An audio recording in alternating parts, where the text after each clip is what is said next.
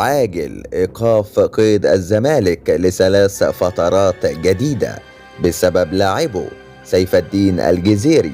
إليكم التفاصيل، ولكن في البداية صلي على الحبيب محمد، ولا تنسى الإعجاب بالفيديو والاشتراك في القناة حتى يصلك كل ما هو جديد وحصري.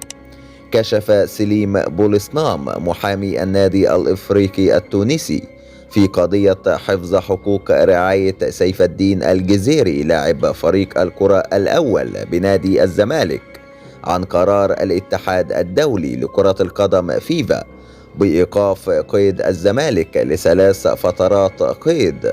وقال بولسنام في تصريحات خاصة لكورة بلس: فيفا بالفعل قام بإيقاف قيد الزمالك لثلاث فترات، ومهلة 45 يوما التي حصل عليها الزمالك لدفع المبالغ المطلوبة في حق رعاية سيف الدين الجزيري انتهت. واختتم: إذا دفع الزمالك المبلغ المطلوب يتم إلغاء العقوبة مباشرة.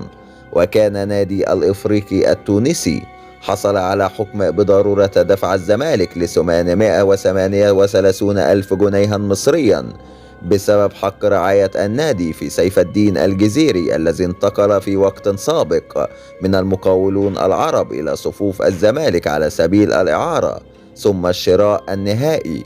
وتقدم نادي الإفريقي التونسي بشكوى لفيفا ضد الزمالك للمطالبة بحق رعاية سيف الدين الجزيري بعد انضمامه من المقاولون إلى صفوف الزمالك بصفة نهائية في صيف 2021 بعد نهاية إعارته التي امتدت ل6 أشهر.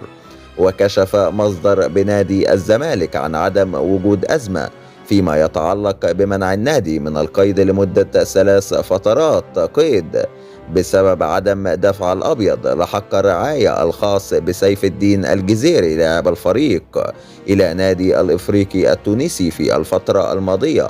وشدد المصدر أن الأمر لا يمثل عقوبة انضباطية على الزمالك، وبمجرد سداد المبلغ المستحق للنادي التونسي سيستثنى للزمالك قيد أي لاعب بعد ذلك بصورة طبيعية. وإلى هنا تنتهي حلقتنا، ونلقاكم بإذن الله في حلقات قادمة، والسلام عليكم ورحمة الله وبركاته.